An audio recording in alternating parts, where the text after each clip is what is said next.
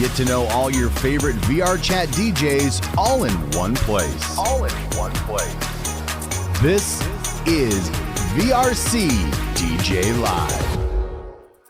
You know, from time to time, we've tried to think a little bit about what is going on in the DJ scene. We talk about all the new people coming in, and occasionally when it is time to kind of get into summertime, we start thinking about, oh my gosh, the new kids are here. Are they going to dethrone some of the DJs that are in the community? And at the same time, they always seem like kind of a threat. But at the same time, we want to be able to help them out and let them grow and understand why they want to come in here to perform and produce and even try their luck at becoming like the world's greatest DJ, or let's just say the greatest DJ in virtual reality in that case. And this is the reason why we have the show, as we sit here and we talk about all these sort of things outside of the regular 9-to-5s and the regular weekend raves that we have here in the community. A lot of people come in here and they're expecting to see who they're expecting, but wouldn't you know it, that you don't know who you're expecting until you go see them perform in the first place. You know, that's kind of the idea of being able to network and be able to see everything. So welcome on into VRC DJ Live. I'm Rob Roman, your host, and if you're brand new here to the program, we talk about everything here in the VR chat community, as well as the DJ community, everything from becoming a DJ to owning clubs to being a VJ to being a dancer to being security, and even if you're a raver yourself coming in here to explore the scene. And we want to hear from you, and we want to be sure to talk about the topics that you want to talk about as we continuously carry on into the future. And speaking about the future, I feel like this is a very perfect time to kind of welcome in our next guest. They are a fairly new DJ in the scene, featuring stylings of hard tech, bro step, dubstep, and hardstyle. And they've been featured in clubs such as The Shop, Lost in a Vortex, as well as they're creating their own group, Zyphra. I want to make sure I'm saying that correctly. I know there's different iterations on it, but I want to be able to kind of talk a little bit about it. With over 750 members, please welcome to the VRC DJ Live Studios, IvyCatty.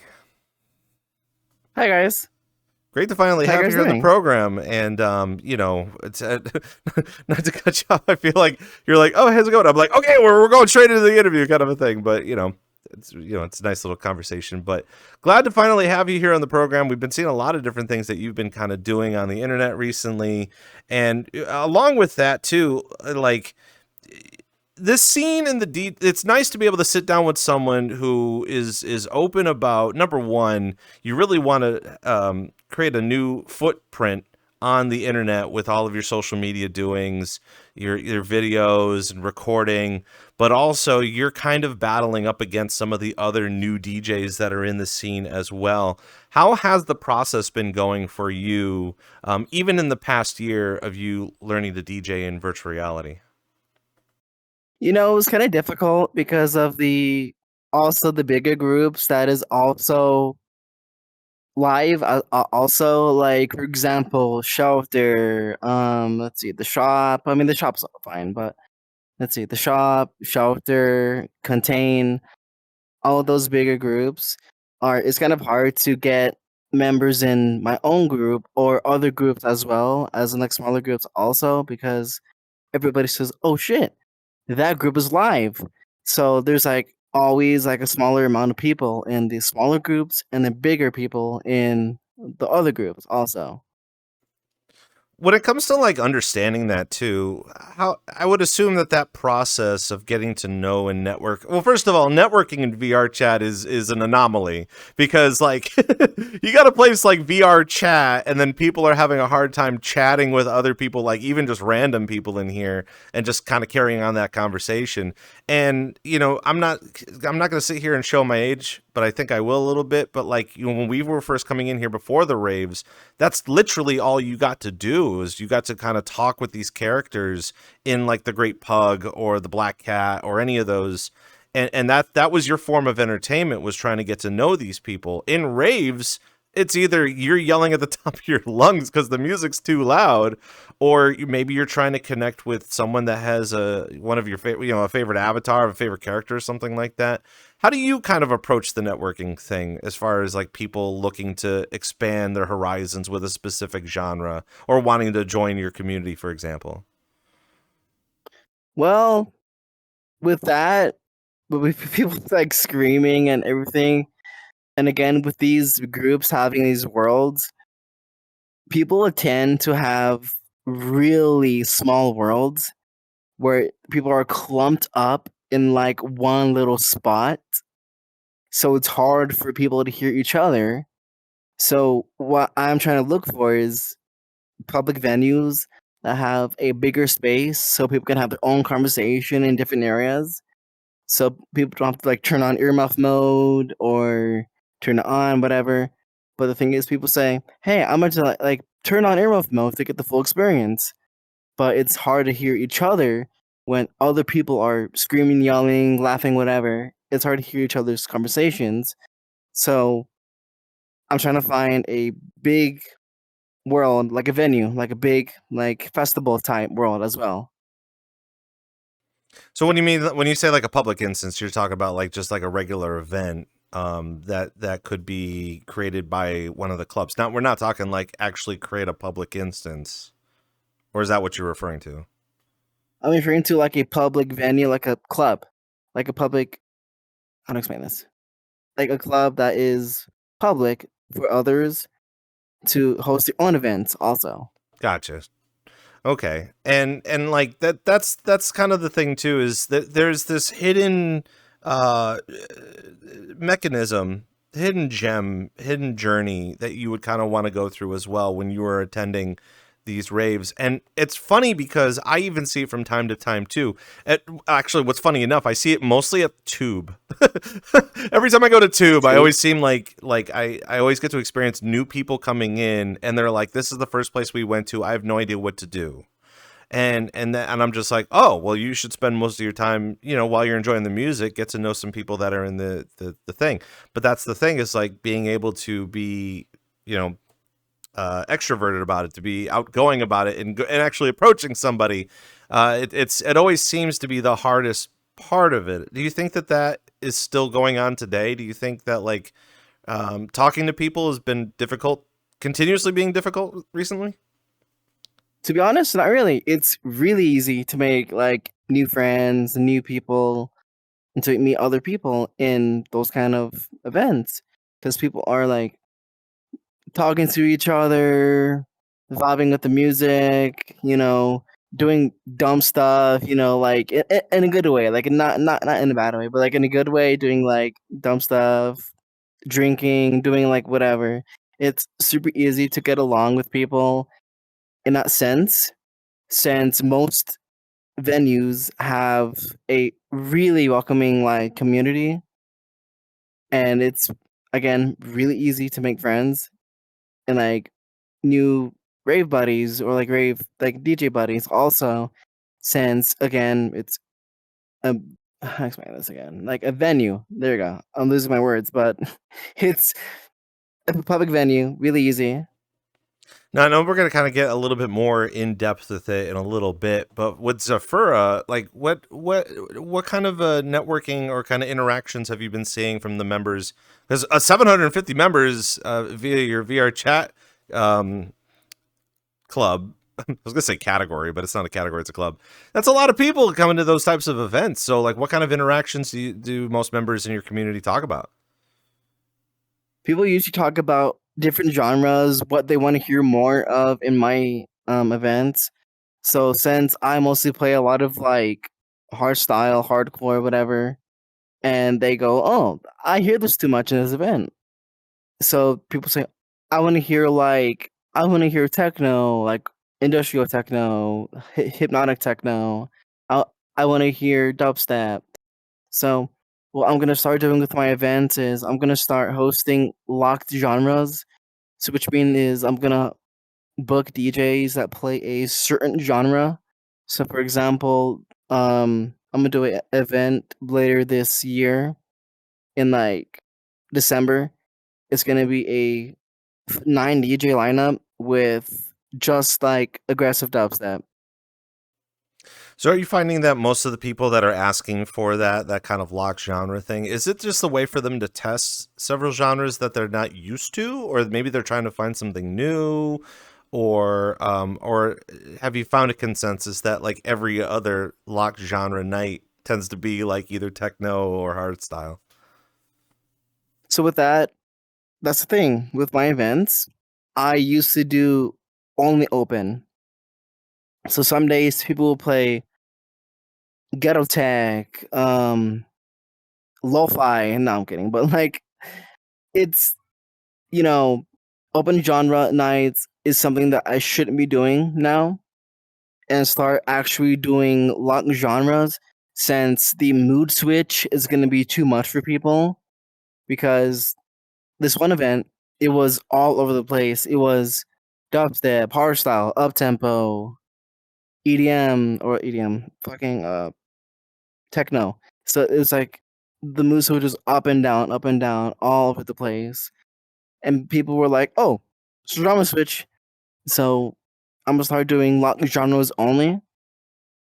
So my group can get used to like the type of music that I only want to be played. Is if that makes any sense? Yeah, it's funny that you said lo-fi. I think there are a couple of DJs in here that have tried to do lo-fi, and it's funny to be able to hear that type of response too, because occasionally, and I've heard this from other DJs in here too, where you play some music and it there's this wild thing that happens that as a DJ that you perform, and you know that your set is good when you have two people falling asleep in the corner. Not on top of each other, but just like, like if you at least have one person sleeping during your event, that's a good event. And it's a weird omen.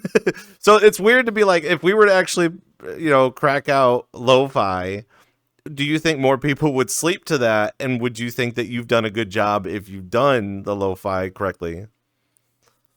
Honestly, now that you say that, I might do an event where I might do lo-fi just to test it and see if anybody likes it. Just to see if like, let's see, like maybe like on a Saturday night, people are tired from work, people are tired from uni, college, whatever. I can play them some lo-fi because I would never mix lo-fi in my life. So I might try getting like a lo-fi crate and like test it out for a pop-up maybe. I mean, I might. People would want to do it for the meme anyway, where they're just like, well, what if we took some melatonin or sipped some chamomile tea and we went to a lo-fi DJ set and see if we could stay awake the longest and stuff like that. That would be hilarious. I would love to see that. I mean, make sure that you're doing that responsibly, but like, I don't know, VRChat's a wacky place anyway, but I kind of wanted your opinion real quick on it too, because we have a lot of different topics to talk about today, obviously. Okay. One of the things I want to kind of get into is the hero's journey when it comes to being a DJ in here. It's like the least talked about thing, in my opinion, because when it comes to VRChat and VRChat DJs, I feel like everyone has their favorite so-and-so in here. And then there's also like certain clubs that have certain lineups. And then there's like a whole nother spectrum of people that they're looking to kind of bring in the top talent outside of VR to come in to perform. Yet you still, on the other side of things, you got a bunch of people that are like, why can't I do this? Why can't I save the money to get a console, test the waters, test my brand, test, my ideas as an artist and see how far it can actually grow? And one of the many things about that has been such a weird turn of the table, if you will, not a turntable, but turn of the table, table flip, if you will, is the idea of like most DJs nowadays kind of have to balance a lot of everything on their own end. I don't see a lot of people in VRChat owning managers or having managers or people that can like get them bookings and stuff like that. That's a little bit farther down on the spectrum, a little bit farther down on the timeline of you understanding. but like it's getting pretty aggressive, like you've got to manage the bookings, you got to network, you got to get the technology, you got to practice, you got to learn the hardware. And then I think on your end too is you were trying to juggle social media and being able to post things and being consistent with the postings and recording. And to be fair, you're doing a lot more than the average VRChat DJ is in here too. It's a hard take because most DJs that come in here, they perform and then they go get a snack and they go to bed. But I feel for you, like I think you've decided, look, if I'm going to invest my time and efforts into this, I want to make sure that I get it right. I want to make sure that the things that I am posting and the networking that you do, I know you did a video with Hooks recently, and it was amazing. It was an amazingly shot and edited video. But like having that as part of your arsenal, for further searchability on the internet is pretty big. So where do you kind of see it? I feel like since you've been doing this for about a year now and you've been kind of testing the waters and DJing, what is your take on DJs have to do everything in order to get noticed?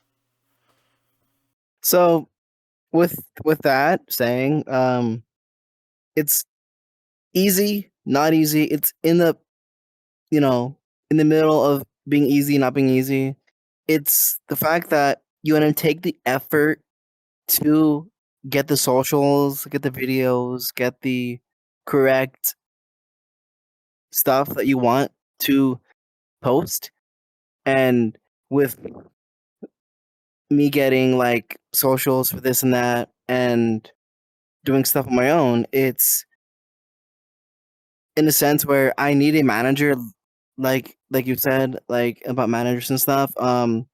That's what I'm trying to search for myself. Also, is get like mods, whatever, bookings for like for me, because I accidentally made a mistake of double booking myself while trying to search for a VJ for my event. So I was looking for like last minute slots for like VJs, and it worked out amazingly. They said, yeah, sure, this and that. And with you saying, is it easy for other people? It's somewhat easy. It's the fact you need to start off slow. You need to make your first pop up, book 4 DJs, nothing too big, and then see how that performs. It doesn't matter if you get 20 people, 80 people on your first thing. It's if you get at least some people in your instance, that is know when you did good for your first event. If you get at least 5 or 6 people, you are noticed off the rip if you at least get some people in your event. So I want to kind of further take that along because like most of the DJs that are in here, they label themselves as hobbyists. And when it comes to getting their first gig or let's just say that you've been wanting to get booked and you've told a handful of your friends that you have a console and you have a specific software or what have you, whatever you have on you. And I would only assume that certain groups would also be like, send us a demo, send us something that you've been working on. Let's get into a Discord call. Let's hear what you sound like first. And then when it comes to pop-ups, understanding what your first pop-up is going to be or your first event is going to be, I feel like the nerves will overtake the beginner DJ to the point where they're not going to consider that their very first like gig ever, comparable to a really well put on gig. You know what I mean? So like Yeah. most of the time for the hobbyists in here, they're not counting numbers. They're not counting how many people, high five them or saying, hey, you did a good job. But that's still relatively important to kind of capture not only just on video, but also record it and also get that feedback from them. And, where I'm trying to go with this is like, how important is it to think about those analytics so early on in the game? Most of the time, and like this is the thing about the program that we're on right now is like most of us are kind of focused on like getting professional, or using it for an advantage to maybe make some money or get recognized, or again, maybe get more followers on social media or on TikTok or Instagram or something. But I feel like catching the bug is it you don't know it happens until it does. You don't know when you fall in love until it happens, and then you're sitting there going, holy crap, I'm in love. Like you don't realize that until you're already in it, and you're like, well, there's no way of getting out of it. So like I guess where I'm trying to get to is like, when it comes to the very first gig, how important is it to realize those types of statistics? It's the fact. So for your first gig, as in like a big event, well, not big, but just like your first event, um, if you can, try to record it. Like, it doesn't have to be like a professional, like 360 camera, like first person view. If you can record that, like for like 40 minutes, and then try to post it somewhere, like maybe like 2 minutes for each week, like post 2 minutes of your set, and try to get people to like recognize like your events, or not events, but your sets. um People start seeing it more, they would want to see you live. And then that, if you keep doing that same thing over and over again, you will start getting people to notice you a lot more for your sets. And then more people will start to like you more and more. It's weird to kind of be able to break something like this down, especially for the fact that, number one, we have this program to talk about all of the rave things that have literally been happening in VRChat for such a long time. But the fact that we've got so much to talk about in here that I feel like everybody's going through the motions every weekend, every week, to kind of come in to see their favorite DJs, to be part of a community and stuff like that. And I feel like once you're kind of in it, you're kind of going through the motions of it. But we keep kind of forgetting a little bit about how it started and how that passion started. And it's kind of the same thing as like when you become a trusted user, you start to think a little bit like, oh, I don't remember what it was like when I was a user and I was grinding, or even the new people that are coming in and they're going to public instances and they're trying. But I feel like it's gotten a lot easier now that, like, let's just say you do see a group like Zyphra, that like you can legit join on and meet some people right away, as opposed to just going to the Black Cat and hoping for the best. So like all of that is kind of interesting to kind of mix up a little bit, especially with those DJs that do want to try and test the waters.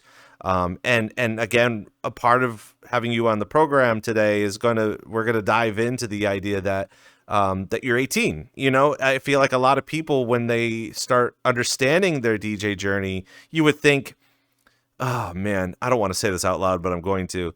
I think a lot of people think that when you hit your mid-20s, you're going through a midlife crisis. That is obvious, right? And when you hit your mid-20s, I think a lot of mid-20-year-olds are all like, I'm gonna backpack through Europe, and guess what happens? They backpack through Europe. Like, everybody goes through that.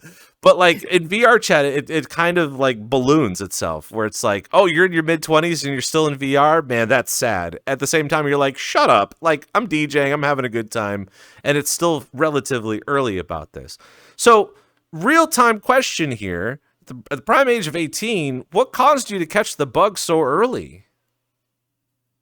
So it's the fact that I've seen raves online and like real life events, VRChat events when I was 15. I was like watching it through like YouTube, TikTok, whatever. Like, oh shit, that looks cool. I want to do that sometime.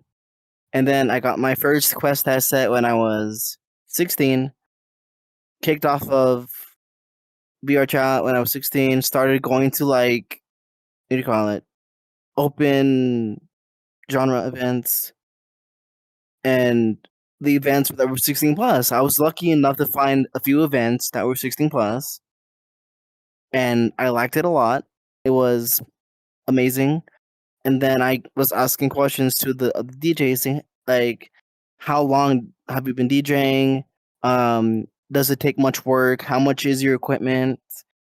And they talked me through about it, and They're like, I recommend you starting DJing when you're 18. And I'm like, okay. A few years later, I opened my first group, started hosting my events, and did my first set at my own event again. And I got my first 25 people in my event. And people are like, how long have you been DJing? I'm like, only 2 months. And they're like, keep going, because they keep telling me that I mix like an actual like real life DJ, as in good transitions, good mixing in like the beats and stuff. And I kept grinding, and I made about almost 800 members in 4 months. And that has been such an achievement for me, making a community for different kinds of DJs for me, because I love making people happy. I love making people like wanting to come back, wanting to chill and like have fun. My group is mostly for like, oh, I'm gonna come and chill. Oh my god, I want to go back and see my favorite DJs, because I have regulars that like seeing the DJs that I book, and people have been enjoying my events, which I love. There's this one person that always comes to my event, and I love seeing him like dance, like, and it makes me feel happy for the events I've been hosting, because how much I have succeeded to make people wanting to come back and happy. You're finding that the scene in VR chat has been kind of focused on that idea of just like, we're in here and we're creating an environment to just make people happy all the time. I feel like that's kind of packaged in with the hobbyist DJ mentality in here, comparable to the inevitable I'm going to make money later. But with that, with DJs saying, "Oh my god, a booking. I'm a triple book myself. I'm gonna go to every single event and then go to sleep right after." Like, doesn't stay for like the other, like doesn't support the other DJs. Just only comes for their set just to play and then leave instantly. Those are the kind of DJs I kind of don't like, since they're just going to that event just for them. Because what I do is, as soon as I book myself, I wait for the event to open, and then I support all the DJs. And with the DJs that just go for their event, in my opinion, like I say that in a sense where it's selfish, just because you're just going for your slot and then leaving right, and like leaving right after. Mm-hmm. What kind of conversations do you have with those DJs? I would assume that you talk to them afterwards too. I mean, normally when people are done DJing, they take a moment, go to the bathroom, get a snack, get some water, wipe their face and stuff like that. But do you have conversations with them once they're done with their set, or do you kind of meet up with them before their set? How do you interact with them? I mean, before their set, I say, if it's a PC only world, and I say, hey, give me your PC link. This is a PC only world, and I talk to them about, it's an open genre, go crazy. And if it's a lock genre, I say, hey, it's a lock genre, play this. And then if their set is done, I go, amazing set. If you want to play again, I have another slot open for you next month, next week, whatever.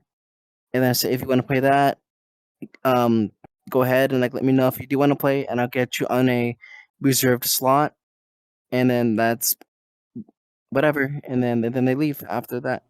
Well, I meant more like on the networking side of things. I feel like most of the time when like one of the key importance of being able to see a complete lineup of DJs is you get to see their style. You get to hear what they're playing, and most of the time you're going to sit there and be like, well, maybe they did something that I enjoy, that I could try, like as a trick, or Maybe they played a song and you need the ID, so you're going to talk to them about that. But I also feel like too that like when you have a bunch of not a bunch of beginner DJs, but a bunch of DJs that play the same types of genres as you do, I feel like you can find good networking material between talking with them and saying, hey, maybe we can do another one of these a month later, or how would you like to come back for this lineup? Or how consistently do you perform? How consistently do you want to perform? For you as a DJ, what are your hopes of trying to learn different tips and tricks from other DJs? Chopping. I really want to learn chopping through songs. Whenever I see like a DJ chop rhythm and like him like moving the sliders like really fast, or people chopping dubstep, and like I want to learn how to mix better instead of me going into the transition slowly and then switching the transition. I want to learn chopping and like getting better at mixing my itself, because I really want to use my knobs more. I only use my knobs to again go into the transition, then hit the actual drop itself. And I want to learn tricks from my friend Zio, which is a mod from or an X mod from Contain, and he has taught me the most of dubstep itself a lot, because he's the reason why also I'm going this crazy with like DJing a lot, because he introduced me into Contain, like the bigger groups as well, like Contain, Ray Factory, District 1, and I wanted to DJ like them. So I'm like, hey, can you teach me how to do this? And he was like, yeah, try this transition to the dropout.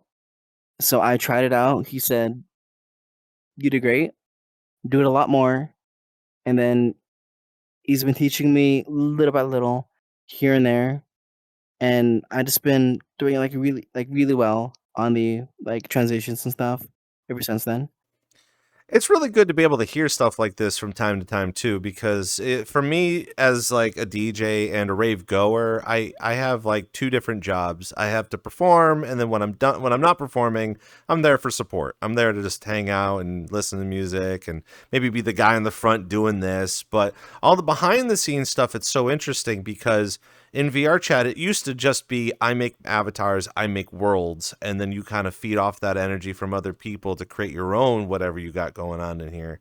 But for the DJs, it's almost something similar where performance style takes into consideration and play, the idea of different tips and tricks. And I feel like being able to communicate with everybody in here is so much more important than just like Googling it or going on YouTube to searching for it. Or because again, you got a bunch of YouTubers that are just like, what up, it's your boy back again with another something. And you're like, okay, great. That doesn't help me out, unless I'm actually making a video or something. But, going back to what we were saying earlier too, that like, it is such a harsh and confusing landscape for most DJs in here anyway, because number one, you got to communicate, you got to talk to people. And number two, you got to share those passions, but make sure that like everyone gets a piece of the pie.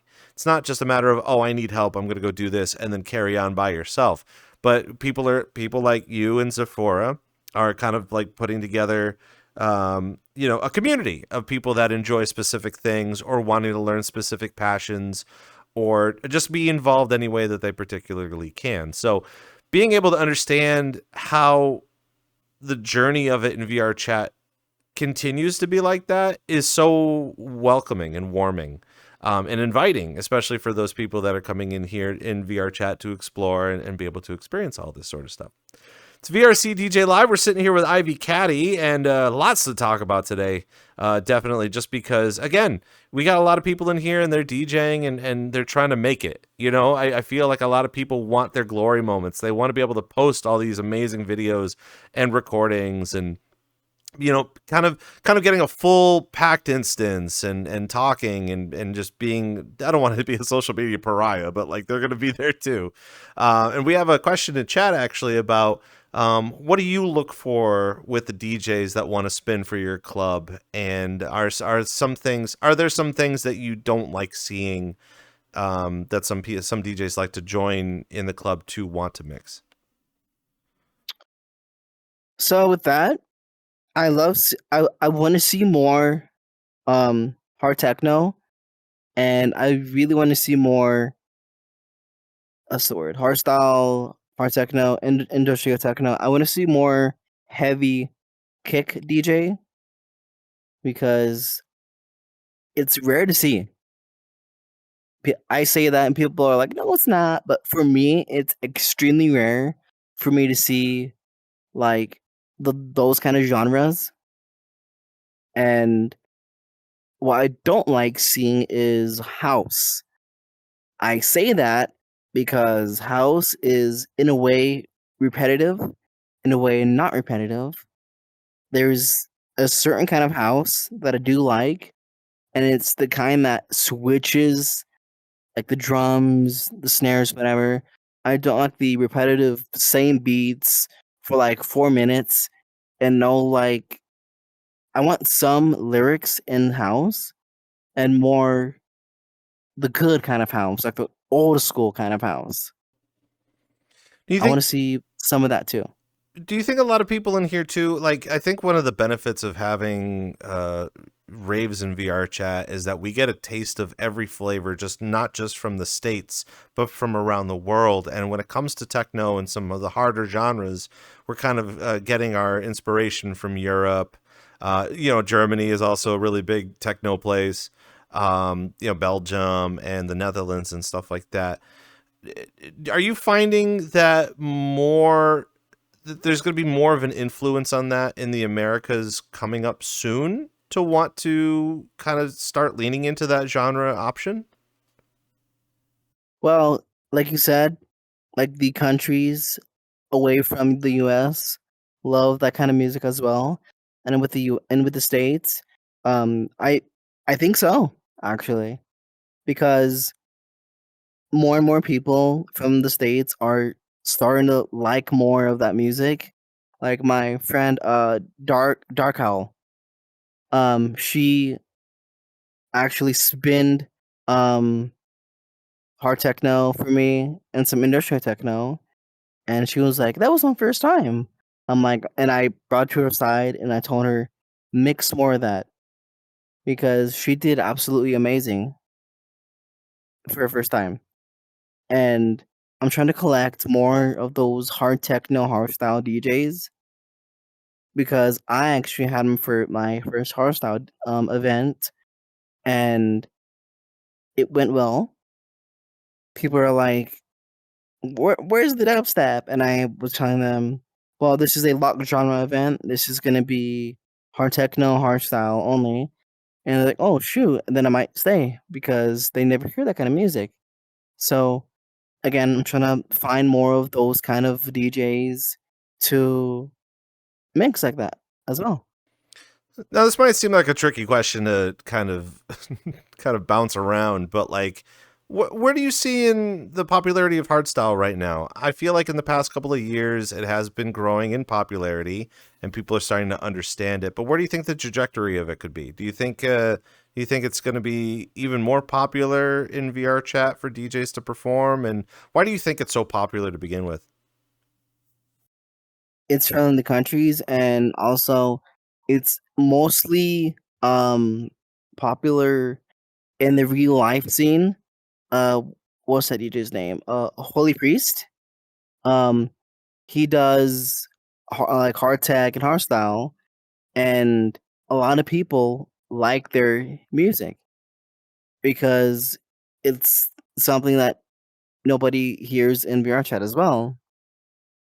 Same with the DJ in real life called uh, something K, and they do some up tempo and some hardstyle. So I think people should watch videos from the real life scene and check out the videos with that and see if they can warm up to that before, or not before, but check it out. Also check it out in VRChat is also, if they don't like the genre, like they can check it out in the VRChat scene or check it out in the real life scene, since it's a genre that it's people are picky when it comes to a kind of sound that some music likes. So it's kind of hard to like explain like what hardstyle or hard tech should sound like for some people, if you know where I'm coming from. I know it's also going to be a little complicated too. I want your opinions about where you're going to see hardstyle in mainstream media.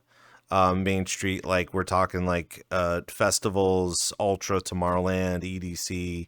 I feel like the popularity is going to start growing, and one of the conversations that we're currently having in the media market right now is the Ultra Music Festival. It's usually in Miami. The main one's in Miami. Has now just been extended to stay in Miami for another 20 years. So it's going to be there until 2047. Being able to showcase all that there is about electronic music and techno and trance and even hardstyle music as well. But with that comes with the different generations of ages, right? I feel like a lot of people that do go to Ultra, I mean, they do have money to go. They are a little bit older. I feel like they are an older crowd, but I feel like in the next few years, that generational switch between the 20s and the 30-year-olds, they're going to kind of creep in there expecting some more harder music. So do you think that we're going to start to see that harder music in some of these larger festivals as soon as 2 years? Definitely. Um, there's this place called DEF CON, which is only, well, not only, but a lot of the DEF CON music is like hardstyle, up tempo, and if other festivals like EDC or Lost Lands, I think that people would be surprised that music like that is playing, and I think people would really fuck with that. You think we're going to Like see the a lot new more VR music, chat DJs at those festivals too? maybe, Yeah, maybe, that'd be cool, right? like yeah, like what was it called? Thunderdome. I feel like if any big DJ were to do like hardstyle in the Thunderdome, I feel like a lot of people would want to go again and listen to the same thing. Okay. Yeah, just understanding about all of that too. It's so interesting, and I know I could probably talk your ear off and everybody else's ear about Ultra, only because of going to Miami for the past 2 years. The scene there is not anything that anybody would actually believe in.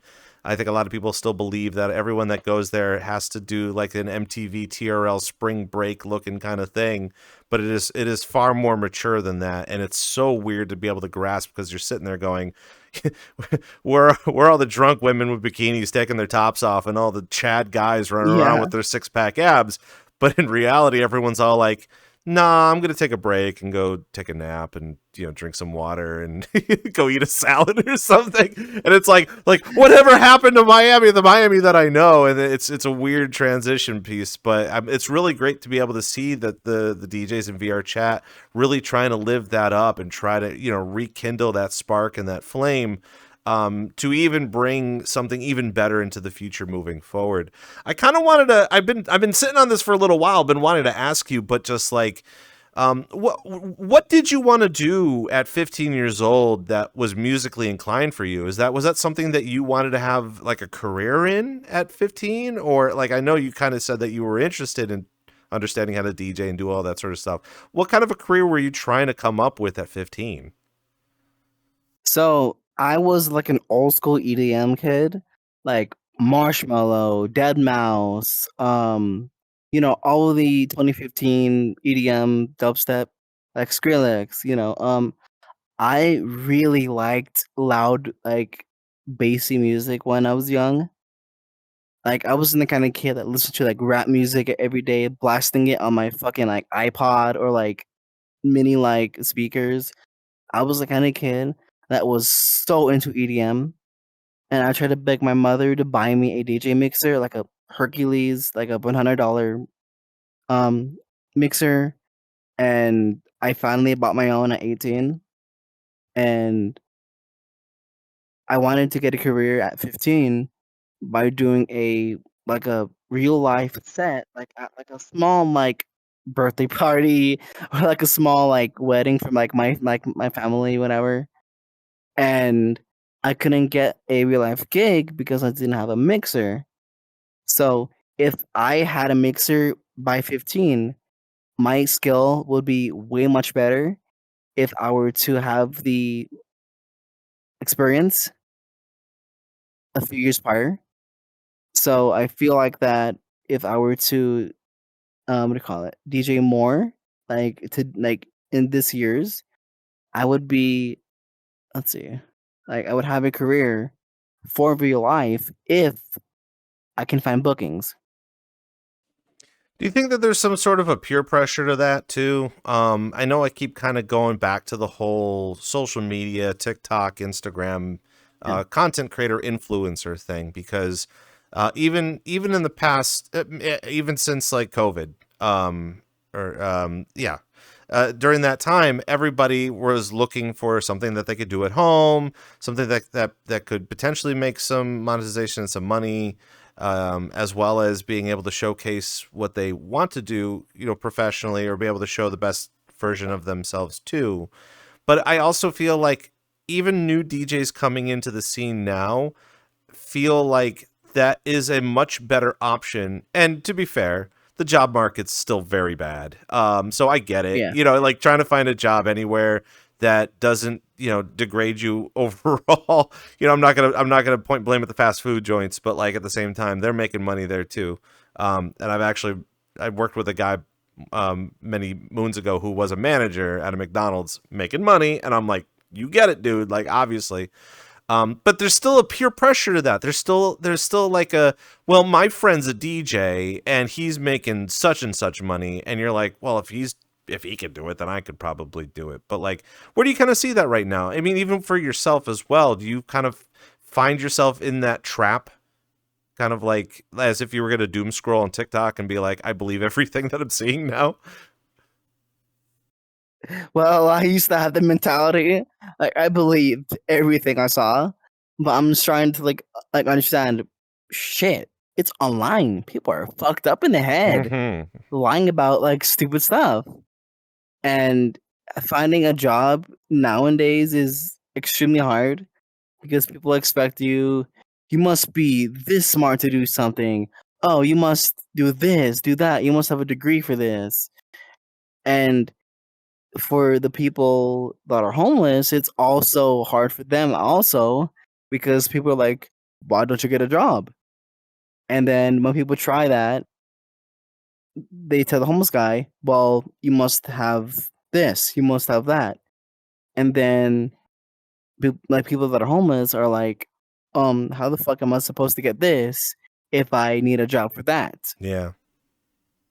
And even the fact that, like, if you're going to get a job, it's not a matter of just going there and filling out a form anymore. You actually have to do it online. Well, if you're homeless, how are you going to get the Wi-Fi or the 3G or whatever to be able to fill out something online, kind of a thing? Everything's so digital now. Yeah. Like, let's see. I went to the gas station and they remodeled the entire area, and I went to go grab the nozzle and I couldn't see it, and I looked and it was a touch screen, and somebody punched the screen, so I couldn't press the button to get the gas out. So the world making everything digital, people are gonna find a way to hack your card. People are gonna find a way to break something to get the free gas or whatever. Everything becoming digital is such a bad idea.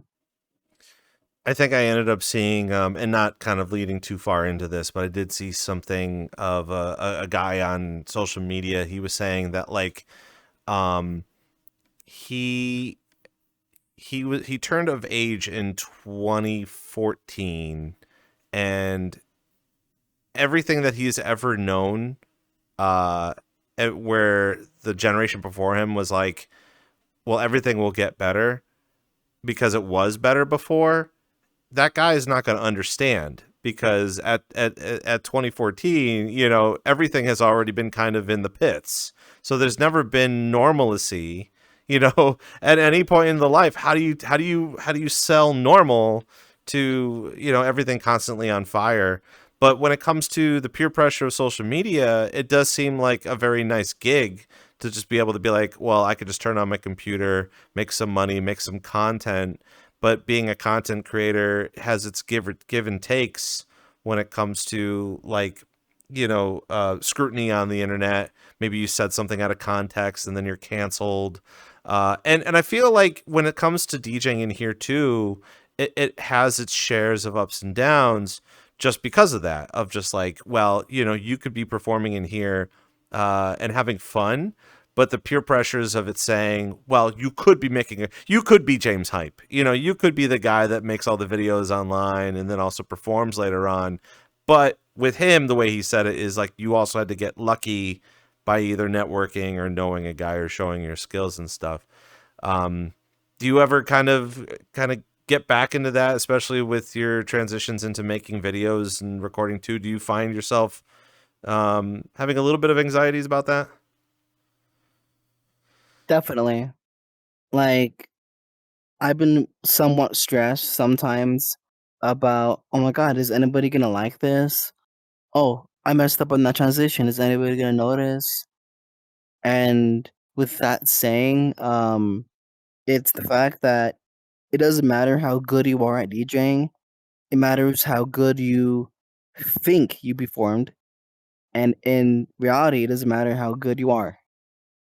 And that's what a lot of DJs like think, like, oh, I have to be good at DJing. I like have to be good. And it's with the newer DJs, they worry, oh, I did so bad. Oh my god. But it's the fact that you had fun, you made people dance, you made people groove to your music. It's the fact you made people happy with your music, and it doesn't matter how good or bad you are. It's the fact that you played music for people, you made people stay and fuck with your music. I actually got to see you perform the other day for a little bit of a crowd, maybe about 25 or 30 people, and they were there hanging out, having a good time with it. What was your experience from that night? I think it was on Tuesday, I believe. You got some people dancing, you got some people just like hovering in the back. How do you kind of navigate catering to the crowd, especially at events like that where maybe they're there, they have a couple people there to see you. You got a couple people that are just getting to know you a little bit, but obviously you got a job to do to make sure that everyone is happy. Tell us a little bit about what happened. So I think it was my little pop up that I did for a open genre. It was really good. I I played some dubstep for 30 minutes, and then for the duration of 30 minutes, I did some hard techno as always. And when I did the genre switch, I made a bunch of people snap their necks and start actually like move their legs around, like move their arms up and down, and that is the genre that I think people are starting to like when it comes to my group, because I've seen, I think, 4 regulars that hope that I play hard tech, and I play it like maybe like a few. I don't want to make people like surprised whenever I do like a lock genre night like dubstep. Like when it comes to dubstep, I play one hard tech that transitions into dubstep. So it's like a short, like maybe like a 2 minute like hard tech set, and then people like hearing hard tech. And with the group that I'm trying to grow more, I'm trying to hit at least a milestone of getting stuff done. Like, for example, I'm trying to get a new logo made. I'm trying to get a banner made. I'm trying to get a world made, which is coming soon. It's almost done. And whenever that world gets made, I'm going to start doing my venues only in there. until I get a second world made, which is gonna be not until like a few months or like probably like in a few years actually. So that's what I'm hoping more for the best also. It's always very nice to be able to see that too. And I know earlier how you were explaining that, like, when you have some new users that are coming in here, it can be super intimidating for, like, as soon as you get in, the first person you see, they're just like, oh, you got to make it to shelter. And at the same time, like, you need to have a fast computer, you need to have something that can handle the graphics, and then you also have to make sure that, like, you are on you're on the dot to make sure that you are jumping into that instance. Otherwise, you aren't going to get in unless you go to one of the other multiple instances, which can be extremely frustrating for someone that is coming in here for the first time, especially when, let's just say, they haven't understood how to rave or understand what it's like to be there, either standing there or experiencing and stuff like that. So it's very welcoming to be able to hear something like that, where it's just like, pop-ups are going to be the best friend of everybody who's going to come in to perform, because not only is it a way for the DJs to ultimately experiment a little bit on their playing style and comfortability, but able to communicate with people that are also being able to learn what it's like to go to these events and get a better understanding of it as well. But that's the thing. With shelter, I would never make it into shelter whatsoever. One, my computer sucks. I've been trying to raise money to get a new GPU because I have 8 GB of VRAM. If there's at least 40 people in the same instance as me, I'm dying in like every like 5 minutes because my frames either drop to like 15 or to 5. And that's the thing with it. If this ever happens in my group, I'm gonna cap my instance count at 70, 70 or 60, because if I were to ever like get that much people in instance at once, yeah, it might be inconvenient for a lot of people, but I might bump it up whenever I get a new GPU that can handle that much people at once. Do you think it'd also be worth your time to just cap your events to like 40 and have a full instance of 40? That way everyone's kind of comfortable, or do you think that would be a little taboo? Maybe. And like I said, I might like keep it at 4, 6, or 7 people. And yeah, that might be temporary for like 40 until I get a stronger PC that can handle that much people at once. And that's the thing with other groups, like I said, they love having small worlds and they love clumping up people for some reason. And when it comes to those kind of worlds, I die in a matter of like 15 minutes, and then I crash. Yeah, everybody's looking for the latest, greatest, and the most pressure on a PC, but and especially for the newer DJs too. That, and I know we've kind of talked a little bit about it previously on the program here too, where it's just like people are nervous about coming in here and not having half body or a VR headset, and they're just doing it on desktop, and people say it ruins an immersion. But you work with what you got. At the same time too, it's kind of sucks that you can't go into that really huge instance to be able to have full immersion without spending $1 bajillion. We've seen it on memes occasionally being like, for free platform, you are spending thousands of dollars to get into this free platform. So being able to have that flexibility of saying, hey, we're going to have a smaller instance. And I might be biting my tongue too. Listen, I don't want it to be a popular thing in here, because lest we have groups in here being like, oh, we've got a popular group where everybody can be in whatever avatar they choose, but we limit our instances to 40. Like, let's just say that grows in popularity and we're going to be sitting there going, oh, now it's going to get even more difficult to get into these clubs. Great. But I mean, it's more unique that way, and it's more I forgot what the actual term is, but more like a black box theater, kind of a small venue type of thing. Yeah. And with that, let's see. It's the fact that a lot of people complain about, oh, these lights are too much. Oh my god, my computer's dying. And I'm gonna start what's the word? Experimenting on limiting avatar. What's the word? Where like poor, excellent, great, whatever.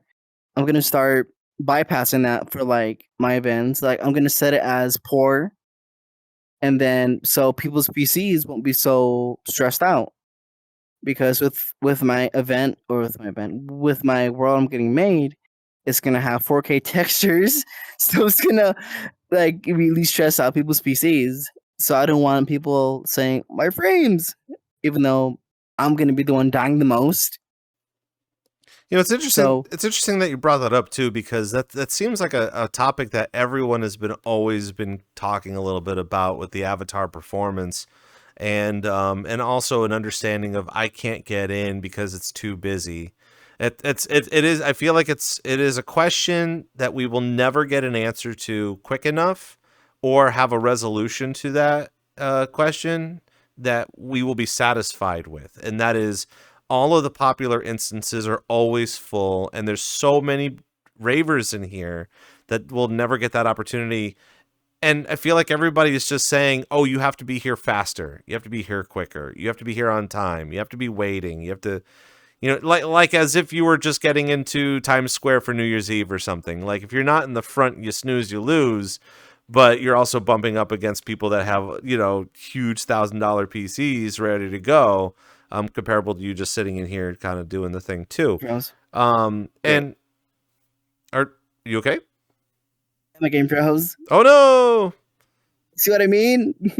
See, that's what happens. I mean, at least you look cute while you're there freezing. I'm literally cold and freezing, but I'm looking good. But hey, it's VRCDJLIVE, and this is what happens from time to time, and that's okay. Are you going to try to come back, or are you going to crash and come back?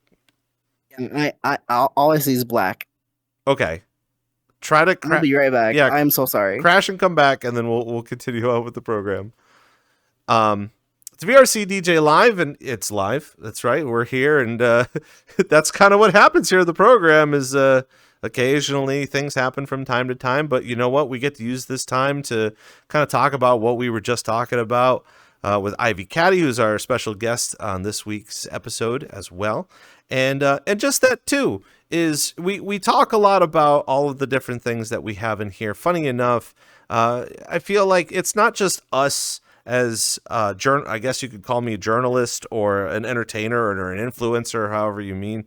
It's not just for me to be able to collect this data and then potentially, hand it off to, some developers and see if we can figure out a good medium. But after having open conversations with several different developers on the team, they're doing their own research and being able to say, okay, we do see that the DJ community in here is starting to pick up.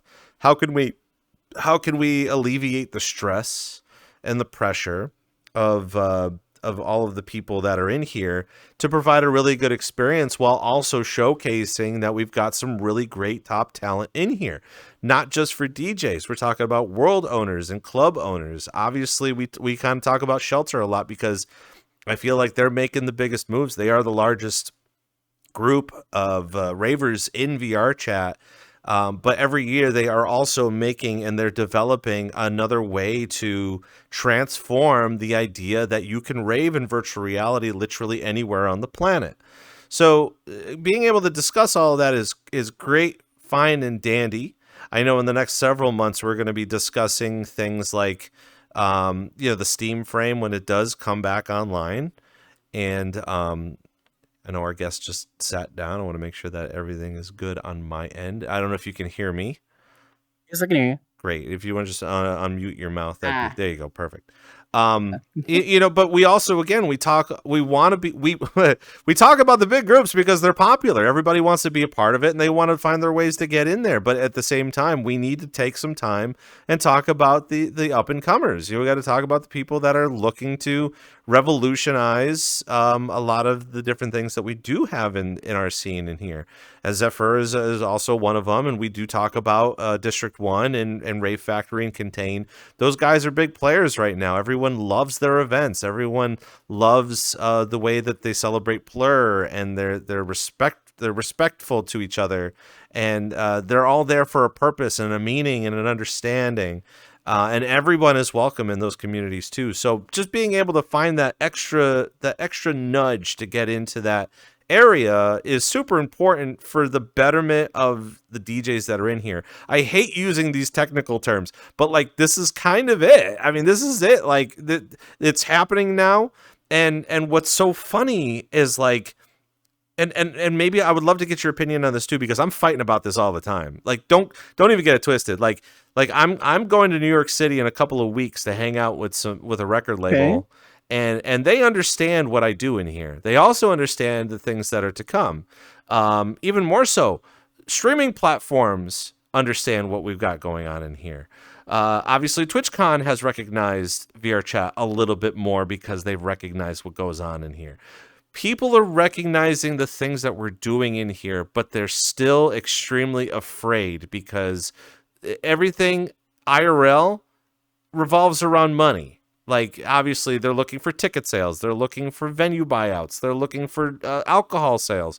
In VR, you could just drink your alcohol in your room and then go to bed. You don't have to leave. You know, you can buy a pizza and then not have to spend an additional $6 to get it because it's a venue cost or whatever, you know? The merch. The merch. Merch is so overpriced.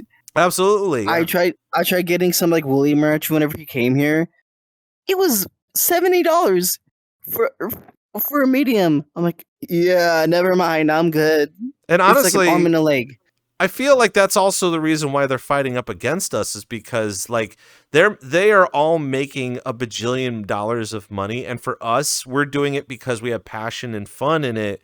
And while we are providing a service to people that literally can't travel around the world or go see their favorite so-and-so and spend the $60 on a t-shirt or whatever, you know, you could legit come in and guess what? You could talk with the artists and you could see how they're feeling. But a lot of those generations are also plugging the idea that we are AI. And I'm just like, you are not using the right words. Like, you're not.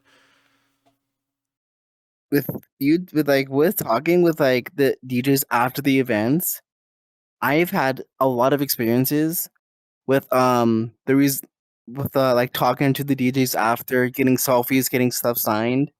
They noticed me for a certain reason that we're gonna talk later about. One of the DJs 8-9 months ago, the wife of the DJ came down, introduced herself, grabbed my phone, and then gave my phone to the DJ that was playing for the people. And that was awesome. And then when, what's his name? Son Holo came here, he gave me his personal guitar pick. And just being able to have that interaction too is super important. But and same thing goes with social with VRChat as well, is just being able to have that connection to be able to talk to your favorite so-and-so and be able to kind of break that down. It's VRCDJLIVE. We're back here with IvyCatty after just a small break in action, but better than ever, better than before. We're back at it again. I wanted to break down, with every guest that we've had on here, I want to be able to break down how you even stumbled into VRChat to begin with. I know, like you were saying, you had great passions for music and understanding for music, but you know, the way that you were explaining it in your submission is that you kind of came in with the rest of the COVID people around that time, kind of like a, hey, we need something to do. What inspired you to be able to do that? There always seems to be a video. There always seems to be word of mouth. I know on Steam, it's just, hey, this is the most popular thing to try out. And on YouTube, there's a bunch of memes. So what interested you to come in here in the first place? So before COVID even came, it was a YouTuber named Eddie VR that did a lot of like VRChat funny videos. And I really wanted to try that game because the videos that they made together was really funny to my younger self. And I'm like, I want to try this game. So I begged my mother to buy me the VR. She's like, no. And then whenever COVID came, she was like, fine. Since it's the pandemic, so you have something to do. Bought the VR, met a lot of cool people. And then ever since like I got my VR, I've been just on it 24/7. I have about probably like 11,000 hours on this game now. So I just been chronically online on this game. So when it comes to coming in here, what was some of the? I mean, I would assume that like you didn't just dive into the rave scene in here, but like what were some other fun things that you were able to accomplish when you first came in here, or what was some things you wanted to do when you came in here? I really wanted to do like shooters. Like I've been looking for like a game like a lot of game worlds, like a bunch of shooter games, like a shooting range or whatever, car worlds, like just like basic things like my younger self loved doing back then, which is like I loved shooter games, I loved cars, and I wanted to meet other people that like the same stuff as me. So I tried that out for a while, and then after that, I started getting into the rave scene when I met my friend in the 16 plus rave world, and that's when I was explaining before, like that's when I got my deck. That's when I started DJing for like 16 plus worlds. I turned 18, came into the other groups and stuff, and here I am now. It seems like everything, all of the pieces just started lining up for you, which is really positive thinking about all this. Very optimistic to be able to be like, hey, when you have your passions, you should definitely lean into your passions so way you can get as far as you really want to get to.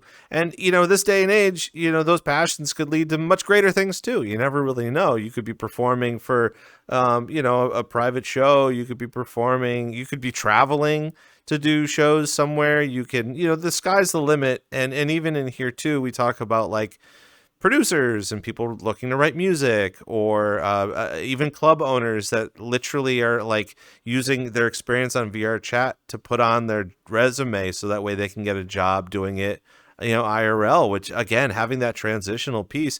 I mean, hell, you got a bunch of VJs and lighting people that are literally running Furality and the furry conventions, like they're doing Yeah. all of the hard stuff, IRL and some of these conventions too, which is so neat to see.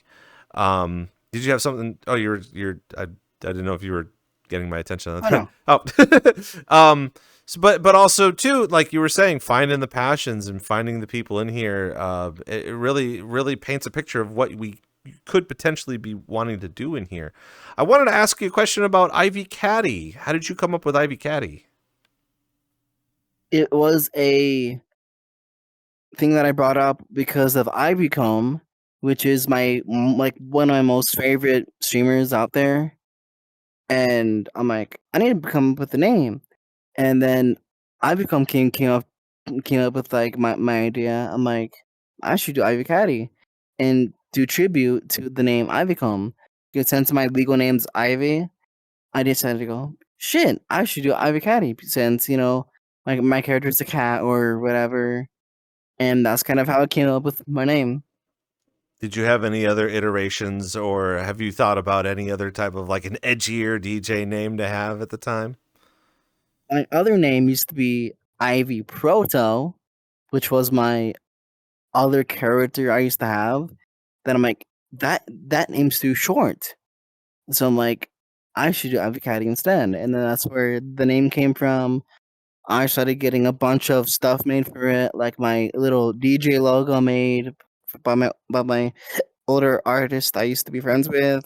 But and now I have my designer for my group that made my banner for my group, which is like I'm gonna keep hiring that designer for my group. Like I pay them $30. Like a few days ago, I paid him like $30. Hey, surprise me, make something, go crazy, because I love their art style that they do, and I'm gonna keep hiring them for my group and support them with the money that I have, and try to make more money for them to support them more and more.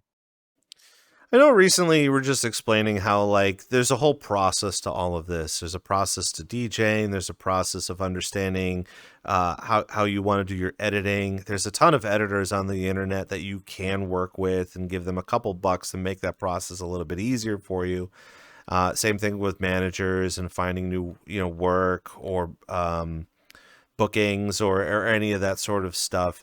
So kind of leaning into that is interesting to hear, especially when building a brand.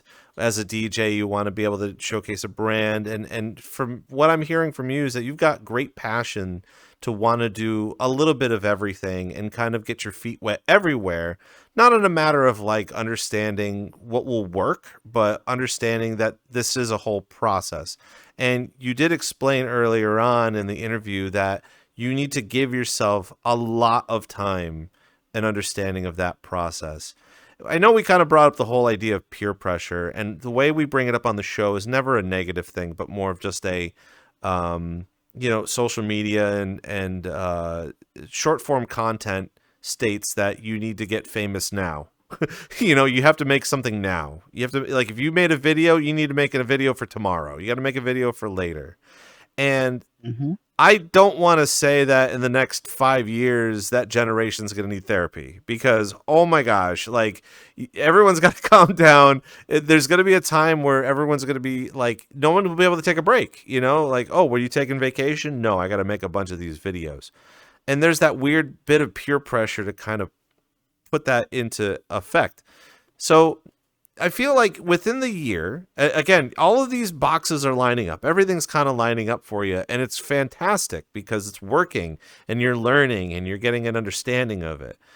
Where do you kind of see that moving forward? Again, getting your feet wet a little bit, understanding that videos need to be made. Recordings are fairly easy once you know your software and you know how to kind of put that together. But then you also got to slap that up on like SoundCloud or Mixcloud or any of these other things. Do you find yourself working even harder to accomplish a goal? And what's the goal for you, even in the next year or so? So, like I said, I take stuff slowly. So what I want to do is every or so 4 weeks, I'm gonna try to get somebody to record a set for me, and then I post it on X, Blue Sky, whatever, and then try to get like a set recorded for the YouTube as well, and then try to get some updates for my group also. Okay. You good? And yeah, Oh. I hear something outside. Okay. But it's the process of going slow, of the process for your group, for your events. It's easy to do what you love if you put enough effort into it, if that makes any sense. How difficult does that sound to the average 18-year-old? Well, that's the thing. I don't know. Because I have not met any other 18-year-olds that are doing the stuff I'm doing. So I have no idea what it sounds like to them. Because it seems like everyone's in a rush. Everybody's looking, that no one has enough patience currently. And from someone who has had enough social media experience, as well as multimedia experience, that patience also lies into the whole TikTok. Well, TikTok will give you a certain amount of video footage that you can post. Only 20 seconds is enough. Like between 12 and 20 seconds, and then people move on. Like they're not focused in at the time. They're just kind of doom scrolling and doing that sort of thing. And I don't want to say doom scrolling in a sense of that people that are watching that are doomed, but at the same time, like that attention span is also what hinders people burnout later on. We did talk about the people that are coming in saying that they do a debut and they're at the height of their, they're getting the limelight and they're, everything's sweet, everything is sugar to them. And then maybe like 4 or 5 months later, it kind of fizzles away because either they can't keep up with the demand, or maybe they're not as focused as someone who does like to take it a little bit slower in the scene in here. And we want to be able to identify this early, because again, it's not even just a matter of you. It's not a matter of the people that are performing in here, but it's for the people that are actively searching how to perform in here.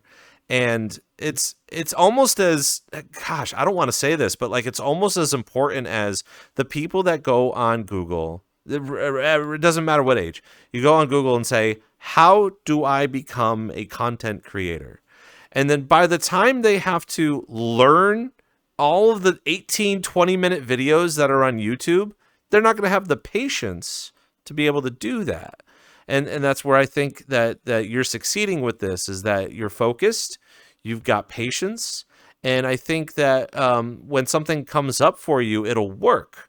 But when we're kind of identifying the new users that are coming in here, and especially this month alone, the fact that the Rec Room people are coming in, and some other virtual reality platform people will be coming into VRChat this month, they're going to start to realize what it takes to be in the rave community. They're going to test the waters, but they're only going to be testing the waters, let's say, up until Halloween time, when they're going to say, oh, this is too much for me, or there's too many people here that I won't be able to dominate this scene.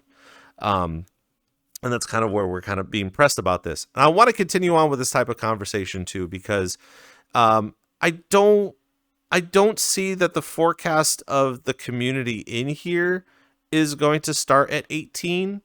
But we also, again, we've had these discussions about people thinking that in their mid-20s, that's when they want to become a DJ, lest you're in college and you're hearing it from your college roommates. I mean, I'm from Central Florida.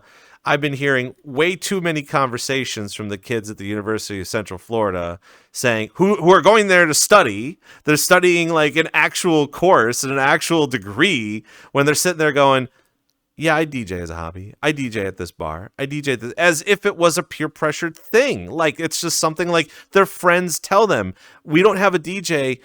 Joey, go learn how to play the thing so you could DJ here, and then you'll get credibility and you'll become the next Flow Rida or something, something stupid like that. Yeah. But I want us to be able to come up with a really good, like, really good template, if you will, of like understanding that process in here comparable to the peer pressure moments. Because I feel like even the DJs that are proactive in here, they might feel intimidated because they got a brand new group of new people coming in to perform.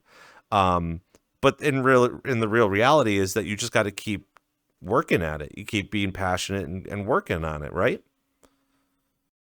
Totally. It's when people say, hey, go learn this kind of music. When people tell you to go learn that, that's a sense of you, of like thinking, I don't think I should, because I want to do it on my own time. I want to learn this on my own pace. I want to learn this genre how I want to. If like, hey, you should go learn how to mix hypnotic techno, and people are like, like the new DJs that are into techno, like, oh, I should probably go learn it myself. It's a sense where you should not mix what you are told to mix. Mix it at your own time. I think also that might be a little bit of a complication when you first get in here too, is that like you'll run into people that will say, hey, this club is doing it right, or this genre is doing it right. My parents wanted to raise me listening to country music, if you can believe that. Boy, oh boy, did I rebel against them. But like, I mean, I still listen to country music, but like they were trying to get me into boots and a cowboy hat and like spurs and stuff, and like go to the country fairs and stuff. And I was just like, oh yeah, this is a thing. But like people are going to be pit up against that in here. And another thing that I wanted to get your opinion on too, just because like the DJs of today have never experienced it the way that you have had it in the past year. So being able to understand it and identify it based on what you're currently seeing is just as important for us to also recognize. It's like public instances. Like everyone says, don't go to a public instance. Somebody's at my window. 1 second. I'm so sorry. Somebody's keep knocking on my window. No I'm worries. not sure who the fuck it is. Yeah, take your time. We talk a little bit about this too, where it's just like people don't say, hey, don't go into public instances. But at the same time, I think a lot of people can recognize you can go into a public instance. Feel free to change into a different avatar, become a different personality, especially if you do want to become friends with somebody. I mean, that's you come into VR and you say you don't have friends. Like you could still make friends you don't even have to make friends. You could just talk to people. And the power of it too, I think a lot of us recognize as well, is that like if somebody's really pissing you off or you're not catching their vibe, you can block them, you can report them for misbehavior, all that sort of stuff. But the same thing kind of goes with the idea of traversing that age gap. Because again, you have a ton of people in here. They're over 21, especially here in the States. That's important. Obviously, in Europe countries that could vary. But like, also you're going up against the people that love to drink and they love to challenge themselves, and then they also they want to be a little bit more mature. Hell, even after 18, it just seems like once you hit that marker, you're just like, I'm sex. Everything's sex. And at the same time, you're like, the whole internet has that, so I don't know what to tell you. So are you good? Everything's good? Yeah, I'm good now. All right, cool. Seemed like one of the scenarios is just like someone was tapping on my window and they wanted to crawl in or something. I don't know. Like I keep hearing the knocking, and it was my mother. She got locked out. Oh no! I mean, it could be worse, right? She could have just been like crawling into your window and be like, "You keep doing what you're doing, honey. I'm just crawling in." I can just imagine like a 72-year-old just crawling out of my window. I'm like, what the fuck? I decided to get some light exercise, honey. Don't worry about me. Like, weird old mom. Come on, stop it. Yep. So we were kind of talking a little bit about like, despite the fact that like, obviously the whole world's your oyster right now. I'm not just playing into the fact that you're 18, but like to be able to hear that and experience that in your real time in here is so important, because there's a ton of other people that really want to follow in your footsteps, or they've been wanting to ask questions about that. By the way, VRCDJLIVE, you could ask questions. We're live right now. But I wanted to know, have you received any sort of hindrance because of all the maturity that's been in VR chat? I know a lot of people don't want to come into virtual reality because they might be, trapped by sex or sexual themes or horny or degenerates or whatever. And I can understand that the rave scene is getting farther away from that. But for the people that are nervous at your age to want to come in to perform, how can we continue to help aid that, the fact that we want to come in here and just perform? So with that, there's a lot of groups that allow like nudity and like, oh yeah, sure, you guys get ERP in that corner there. My group does not allow that like whatsoever. And to keep a safe community, I keep it safe at work, and I keep it where you should not like keep your clothes on, and letting other 18-year-olds not be so nervous to come into my events is, don't be nervous. Like, I'm like the most open arms owner, group owner, whatever you want to call me. I'm so down for anything to if it's like your first ever time DJing, go right ahead. Like, you don't need to send me any demos. You don't need to send me anything at all. Just book yourself. Ask me, hey, can I DJ? I just allow that if there's an open slot, and I allow that. How do you think we can continue to push that narrative? Because I feel like, and I don't know, I saw somebody on social media recently that were explaining that like originally they were family friendly as a VTuber, they were family friendly, and they realized that they weren't getting anywhere. So they had to change up their approach and put in lots more sexual themes, because that's how they are going to get relatable. That's how they're going to relate. And, in here, I feel like it could potentially be an easy role of just being like, here's the sex, here you go, enjoy. But at the same time, you might have a lot of performers in here that may feel like they won't succeed, even though it's family friendly. I would love to see more family friendly stuff in here, just because it's very simple. It's like your first sip of cold water of the day. You're like, I forgot how this is supposed to fuel my body, not like, drinking soda all day is like, yeah, but like once you have that nice crisp cold water, that's a whole different vibe. And it's not meant to be as a kid thing, but outside of 18, everyone thinks that anything under 18 is kid related stuff. So how can we continue to push that narrative to be able to bring just music just for music's sake without all of the debauchery and stuff? So even though my group's 18 plus, I still keep stuff like family friendly. Like you can cuss, you can say whatever you want. Just keep your clothes on. Don't be weird. Just be normal. Nobody's normal, but like just act normal. Don't be weird. Don't say out of pocket stuff. And that's the thing with me is, since I won't be around a lot of people most of the time, I won't know what people are talking about most of the time, since everybody's sometimes spread out. So that's the thing. I want to keep a community safe for everybody, so people aren't uncomfortable what other people are talking about or saying. I know one of the heavy topics. Well, excuse me, I had to mute my phone there for a moment because that could have been a problem. One of the things that we have been kind of talking about too, and I might be jumping the gun about this as well, just because, again, when people are coming in here, there are a ton of people that come in here and say, wow, these DJs are great. They're performing, they're doing the thing. And at the same time, I think I could try to do that as well. We are starting to blend the idea of performing in here and also looking to perform IRL. I don't know if you've noticed it. I know a lot of other people in here have noticed it, where it's just like, all right, well, you performed in here enough. Let's go and take the show on the road. Again, we bring up Shelter a lot. Shelter usually has ShelterCon in San Diego. This year they're literally going to Japan. And I've heard about that. Yeah, wouldn't you have it? Like, I would only assume a ton of people are going to try to go out there just because they know that this is going to be a really massive event as well.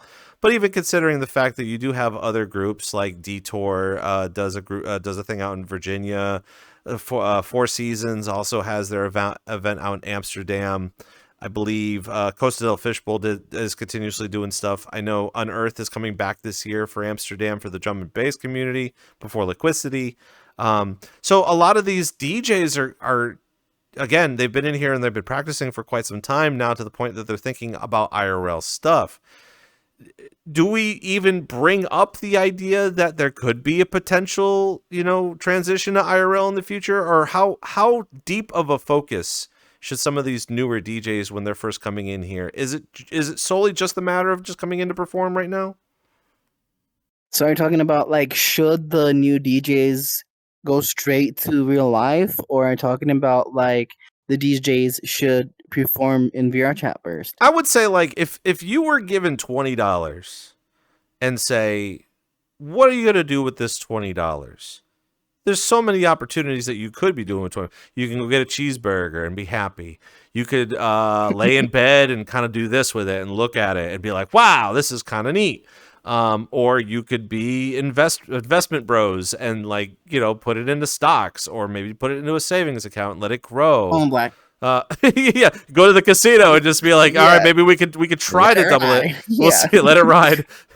So like, that's the thing, is like, you do have those people in here, but I mean, obviously they're really hungry and they want to come in here and perform, again, 3 events during the weekends and don't sleep and perform at any certain time.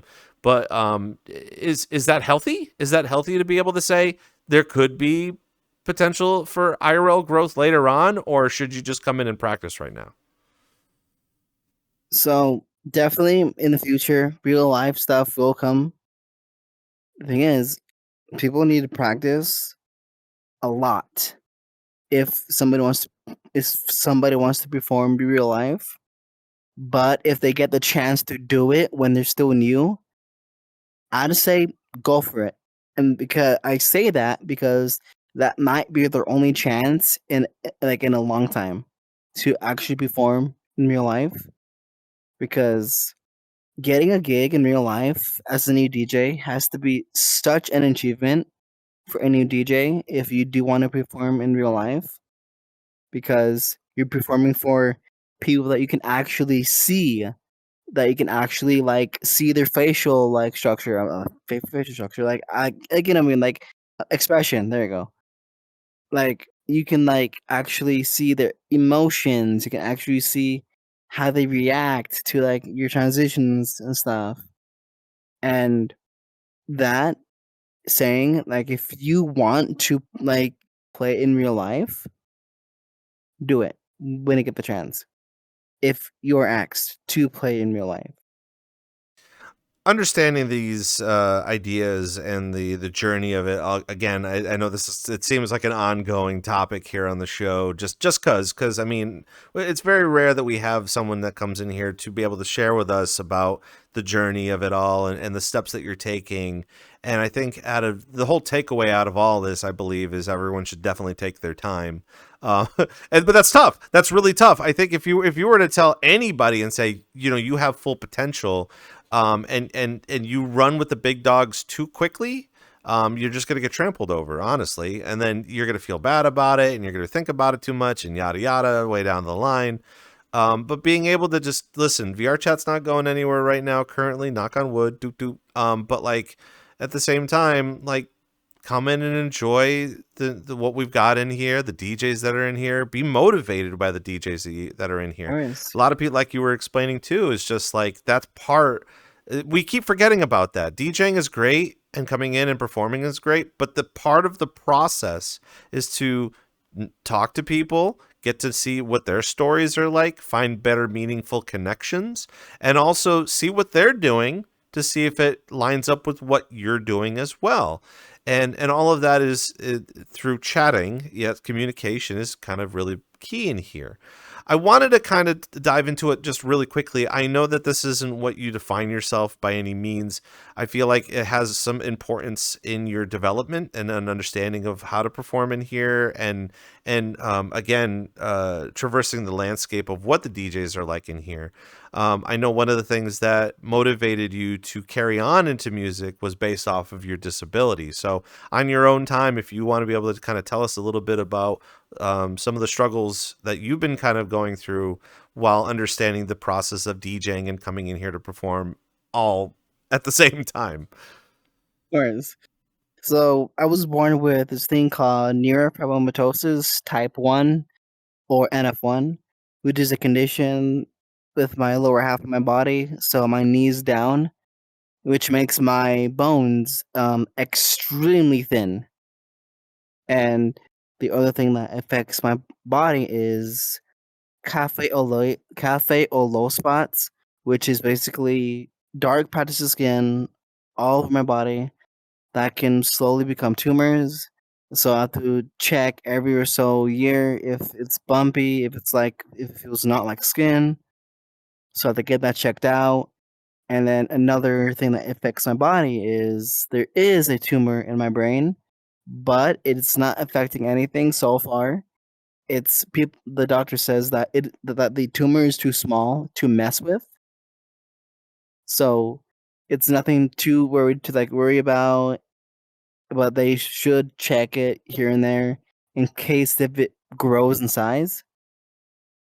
And being the thing that I have is, since my legs have so much problems, is I've had about 28 surgeries on my legs, including my hip, but it doesn't matter. But um basically a lot of stuff happened with my right leg mostly. I've had an accident where I crashed my bike and it really made my leg worse.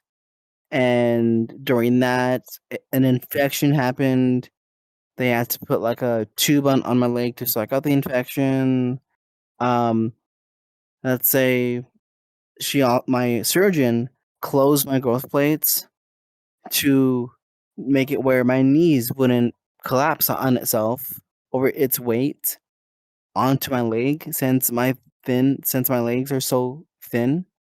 Um, just to be safe, if this does happen, if I'm like walking, whatever, and if I just like trip and then my legs break, so I have to be in a wheelchair. I've been in my wheelchair for about 8 years now, about coming close to 9 years. I've been in my chair now, and with going to the raves and stuff, as I said before, I've had a lot of wholesome interactions with the DJs after getting like my stuff signed, getting a selfie, whatever.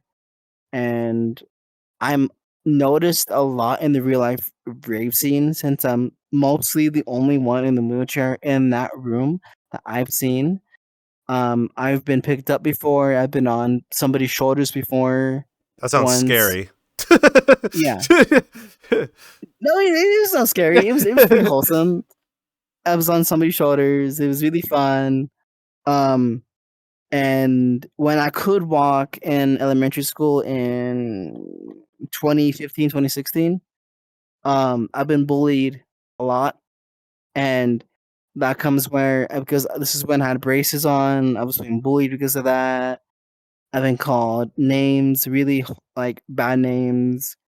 In 2018 is when I couldn't walk, and ever since then, in 2019, I've been depressed. I've been just talking to nobody, this and that, and then just ever since, I've been slowly getting used to like being in my chair, and I've been used to it. It's hard at times because I can't get through spots sometimes. I can't, do most things that other people can. And in a sense that it's annoying to me. And now me being in a wheelchair, I can't find jobs because people expect me to get up on like shelves, whatever. And I've been trying to find a job, but nobody will hire me. So now I'm trying to find a DJing gig, like here and there. So yeah. All of this is obviously really super important to the process and understanding. And, my mother has had a handicap her entire life as well. So being able to maneuver in IRL, just to be able to even get to, like, let's just say you're down on the floor of a rave, can be tough from time to time. Getting around in general is tough from time to time. But being proactive and understanding that you found meaning and passion in DJing in virtual reality, really breaks the mold of that idea of your handicap, which is super amazing, especially moving forward, because we've been seeing a lot of even just VTubers be able to attend as special guests at conventions where they don't even have to be there. They could be there on a little robot screen that runs around, or maybe they're doing panels and they're being able to teach and show people that anything's possible to be able to do what you want to do. How much of an advocate do you believe that that VR chat could potentially be a really good place for someone like you in your position that wants to come in to test the waters a little bit? I'd say you can get used to it pretty easy since it's a screen. Like if you're on desktop, it's just a screen. If you're in VR, gotta be careful. Don't want to accidentally knock down something, whatever. It's You can get used to it if you're also disabled as a DJ. You can definitely go somewhere if you can DJ correctly. As in, there's just other DJ that lost their brother to cancer and lost one of their legs, and they are a great DJ. They're the kind of DJ that like does the scratching, moves the crossfaders a bunch. Really great DJ. Their name is Crossfade, if I'm correct. and really good DJ. And that's like one of the few DJs that I've seen that is also disabled. One DJ that I also really look up to, saying, "Wow, that's a really fucking cool DJ." And I want to say they should look up to Crossfade also because they're in their mid 30s and they're still like kicking ass DJing, doing great. And here's me, still like fairly new to DJing, and I'm trying my best. I'm trying to make people happy and try my best to make people dance and stuff. It's fairly easy, I'd say. And that's really exciting too. Again, we're in a time in VR chat that like the developers know exactly what's going on. Like you can't think that they're not trying to make our space even more accessible and more reliable in this particular case as well. Just because the sheer size of it is enveloping pretty much everything. Honestly, even to Right. the point of even be able to go to the popular places or wanting to do the pop-ups. And the added benefit without it sounding kind of like downish is like um, we have the benefit of the people that are continuously doing well in here will continue doing well, and the people that are burning out will revolve door. You know, they'll like be like, okay, we're gonna take a break, and then someone's like, finally, my time, and then it'll just kind of like revolve itself around.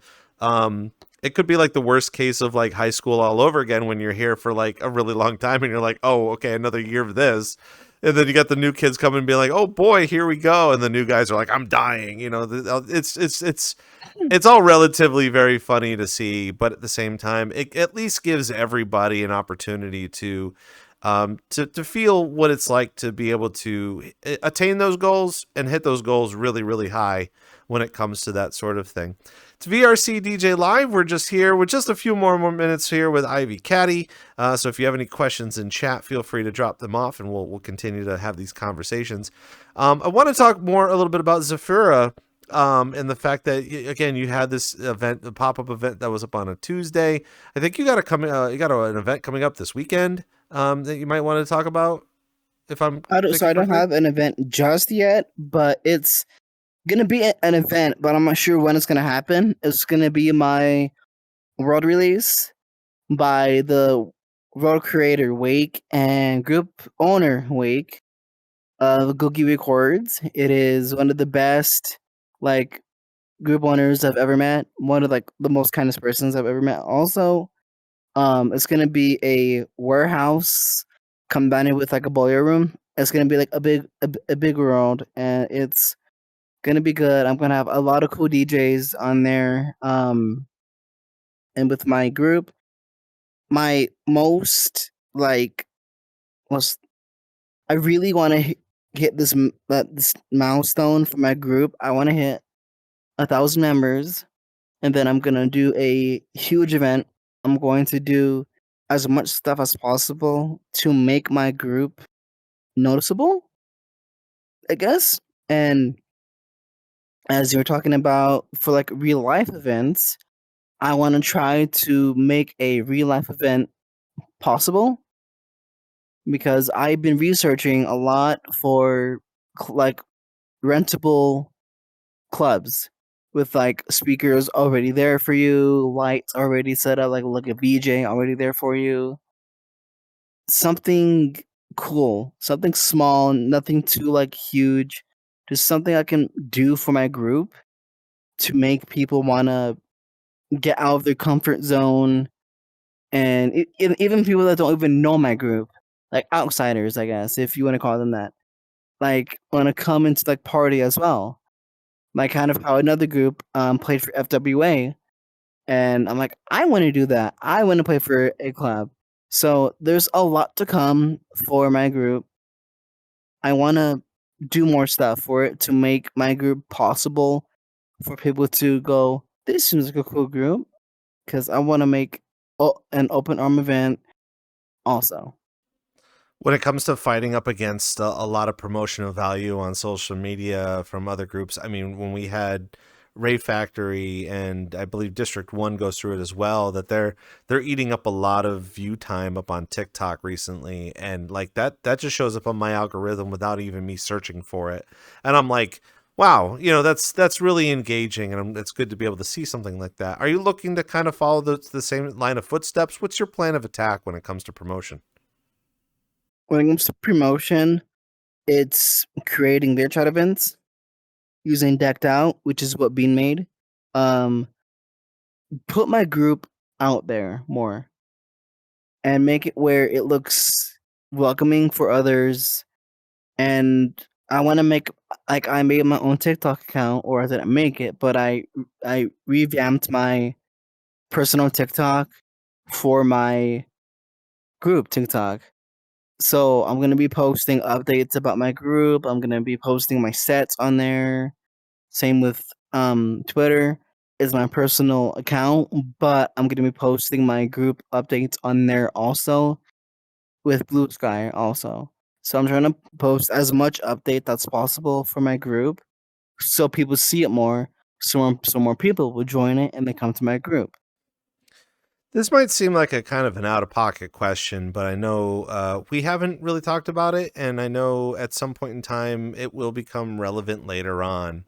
But with the amount of DJs that are in your group and your community, sorry if I'm speaking, I feel like I'm speaking a little softer. I don't know why. Okay. I don't know. Maybe I'm dehydrated. I don't know. But out of all of the groups that are just starting off and they've got their collection of DJs and their community members and stuff like that, have you had an internal conversation with yourself about DJs that are looking to like leave the nest, in a sense that like once they performed and they feel like they're ready to carry on, most groups don't really think about that process either. You got a lot of you got like local bars that have residencies, right? And they ask the DJ to be there for like a year.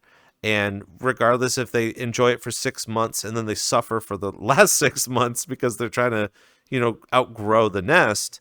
What kind of a process are you providing for those DJs that are saying, well, I'm going to attempt to do something a little bit larger, but let's just say that they fail and they want to come back? Have you had that conversation yet? So with myself, definitely. I've made a mistake of going too fast back then because I was getting all out. I was making a merch shop. I was getting logos made. I was getting banners made super fast, all in one day. And I was talking to myself, am I moving too fast for my group? Am I doing too much? Am I messing up? So I took like a one week break from, I didn't touch my group for like a week. I came back. I revamped my group. I've gotten a better banner made, a better logo made, and been trying to go slower with my stuff I'm doing also. And it's the fact that I need to stop worrying about, oh shit, I need to get this done. I need to get that done all in like one day. And what I'm going to start doing is get the lineup open for the slots, and then wait for the DJs, and then when the lineups fill up, I make the lineup poster in 4 days, and then post it, make the VRChat event, update VRC Pop, VRCTL, and then I wait, and then that's when the event starts in like 5 days later. That all seems like a lot, doesn't it? It does. And doing this alone without any like managers or anything, it takes a lot out of me, but it's worth it in the end. That's really good to hear too, because again, like, we circle back to it all the time. And I promise you, even the IRL DJs are caught in this trap, and their record labels and their managers have to yell at them consistently and say, you need to post more YouTube videos. You need to post more videos on social media. You have to be more active on social media. You have to, they're using Hyped It and I think Disco Kid I think it was one of those. DistroKid, or I think Yeah, whatever it's called. the one that's having all the problems. Like they're trying to learn technology now on the same level that we are at currently, where we're constantly pumping out stuff.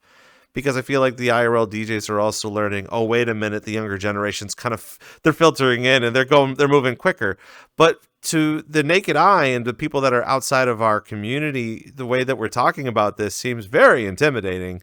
The fact of being able to be so socially active and also like leaning into the technology so much, but at the same time, practice makes perfect. So if you're good to just open up your camera on your phone and record something real quick and post it, that is so much quicker than anybody else could have even thought about doing it, lest they've gone and done it themselves as well.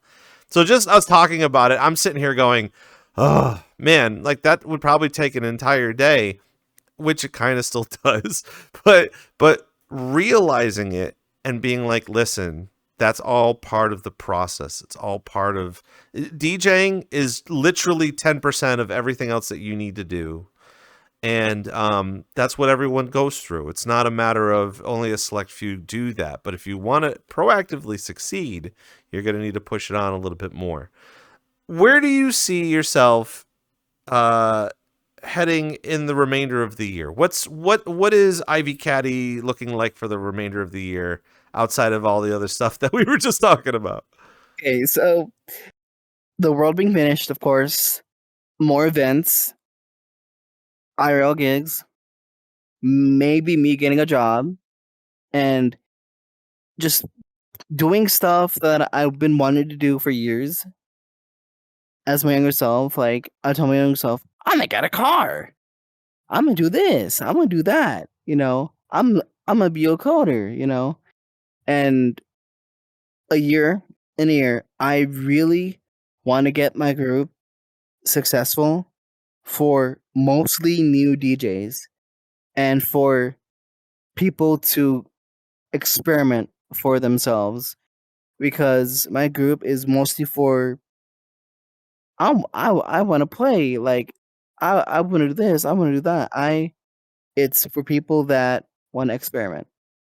And IRL events for my group too, and possibly 2 years, whenever I get enough money to get clubs rented for like a day, and then that happens, and then I'm gonna be probably in like a few other more years play for another like FurCon. So I love your motivation. I love your optimism. I love that you're focused, and I love that you're continuously passionate about not only just performing in virtual reality, but looking to actually continue to grow, get more skills, and feed into the entire entertainment business part of things. Because again, being a good DJ is one thing, but having business etiquette or etiquette and understanding business ethics and etiquette. That's what I was looking for. Uh, etiquette could be a word, I guess. But Yeah. I hope people can also take a page from what you've been creating and what you want to create, because this is the space to be able to do this. There's a reason why it's a sandbox game. It's the reason why you can literally come in and build whatever you choose. But it's you have to have a creative mind to be able to have a better understanding of what you want to do within a year and be able to dedicate it to that entire year, as opposed to, I just spent $300 on a console for 2 months, now what? Like turn it on, do the thing. Like, no, it's not as easy as it seems. It's VRC DJ Live with IvyCatty, and towards the end, now that we're coming up to the end of our program here, it's been a wild 2 hours of discussion. If you've noticed, at the end of our conversations, we do tend to have some rapid fire questions thrown at you. And if you've watched the episodes before, you should probably already know what I'm going to be asking to begin with. Out of everything that we've been kind of talking about, from social media to understanding music and, like, again, taking opportunities while you can, what's a really good word of advice for someone that is just watching this program for the very first time that wants to get into VR, or even just wanting to start to DJ? Don't overwork yourself. That's all I'm gonna say. Do not overwork yourself. If you do, you will lose motivation and would never want to do it again. That's the same thing with the whole like performing 3 times during the weekend bit, right? Just go slow. Do not triple book yourself. Don't double book yourself on your like first day. Play once. If you like it, good on you. If you like wanna like, I didn't like it that much. Practice more. You don't have to play for people right away. Practice alone. Listen to other people's sets. That's the important thing. Listen to your favorite DJ sets. Listen to your friends' sets if they DJ. Try to like listen to, and look at their fingers whenever there's like a cam of them binxing. Watch what they do with the deck. Yeah, understanding all the tools that you have to your opportunities with your hands is super important. When it comes to Exactly. listening to music online via either Spotify or however you kind of get around to it, what are some artists that you constantly listen to online, and what are some new people that you're listening to right now? The 3 top that I've been listening to is Wooly, Kaiwachi, and Crank That. Is one of my main dubstep like artists that I've been listening to, because there's a certain, I'm not sure what kind of style that this is, but it's a certain style of dubstep that I absolutely enjoy. It's not too aggressive, it's not too loud, it's the kind that wants me to like punch a hole in the wall, if that makes any sense. It's like the kind of dubstep that I really like listening to live or just through Spotify. I know online there's been a very popular question saying, who is the greatest DJ in the world? There is no greatest DJ in the world, let's be honest. But if it comes to personal like reference, I have to say, oh, that's hard actually, because I love all kinds of dubstep artists. But like the best out of all, her name is Level Up. She has a lot of energy. She's amazing. She has a lot of energy when it comes to like live sets or just making music itself also. She's the short one that's constantly jumping up and down behind the decks, right? I can't get enough of that. She's got so much energy. It's kind of like giving Exactly. a kid some like cotton candy or something. She's just kind of And going to she's town. actually coming to my state in October, Oh, there you go. which is my birth month. I mean, you should definitely buy some tickets and go check Oh, them I out. did Obviously. already. Oh, sweet. Carrying on to the world's best DJ, who are your top 3 VRChat DJs that we get to see? Mm. Toxic Ray, which is the owner of Pulse, Wake, and Bean. Seems fair enough. I mean, with all 3 of those guys we've had on the show, and they've been doing some really amazing things for our community, and we love to see all the new things that they're constantly not only performing but also looking to push for our community as well. Before we get to the last one, I usually love to ask this, but if you were going to put together a bingo card for VRChat raving in general, what would be the bingo? What 5 spaces would be bingo for you? Okay. Drama. Somebody saying slurs for some reason. Fair. Somebody being naked. Or somebody asleep. And then you just got to have a free space. You got like one more for Free bingo. space. Let's see. What would be the extra one? The extra one would be somebody absolutely headbanging until their headset falls off. That would be wild. We see that enough where it's not even just a matter of they're falling on the ground as a pretzel, but it's a matter of like you hear that In fact, how much like, crunching. It's like, and if the headset does not move that off their head, that's how tight their VR headset is. They like headbanging to music. I made a joke being like, I forgot who we were talking to about it, but I was just like, it's one thing to have like a head banister for your bed, but have something near the foot of your bed where you can constantly do this. Yeah. So they're doing that in real life, and I'm just like, Exactly. what are you gonna have a little barrier at the end of your bed so you can at least do that? That's too much. Before we get on out of here, where can we find IvyCatty on the internet? My group or my Discord, which is my VRChat name, just with an X3. Perfect.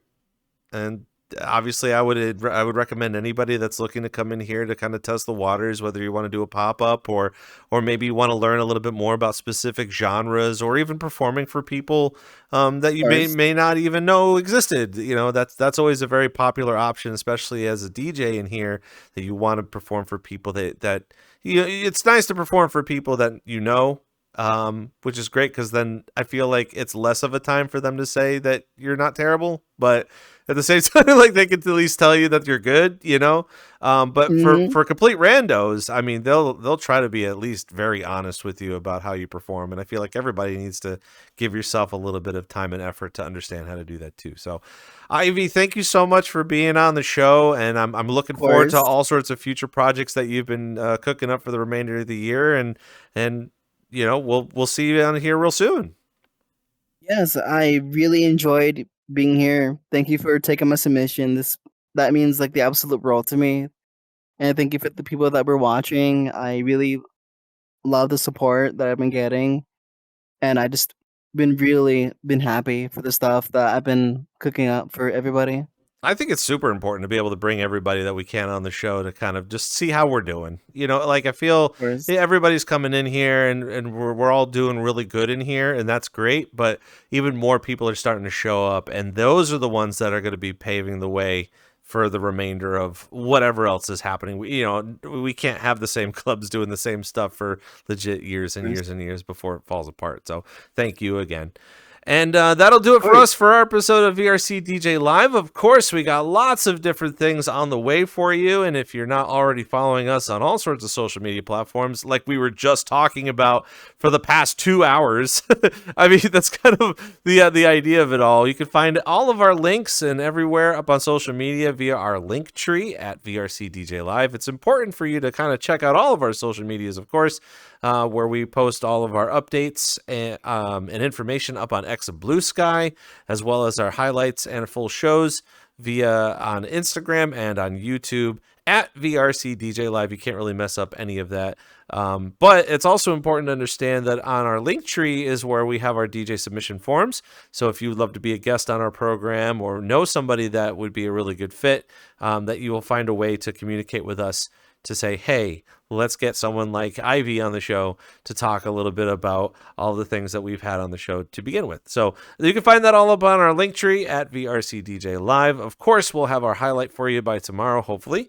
And the full show is going to be up on YouTube for you to check out on Sunday. Coming up next week, we're going to be joined by Kitsune to kind of continue our investigation on hardcore, as well as... Yeah, Kitsune. Okay, I might watch that. Yeah, you should. I mean, they kind of fell on my lap and said, "Hey, I want to come in and be a guest." I said, "I've been hearing about Kitsune lately." I'm sure they got plenty to talk about too. They've been in the scene for quite a long time, and we're also going to be breaking down their lifestyle and how they've been able to deal with lupus. How they also have lupus as part of their disease and their process, but. We're going to have them on the show next week, starting at 8 p.m. on Thursday.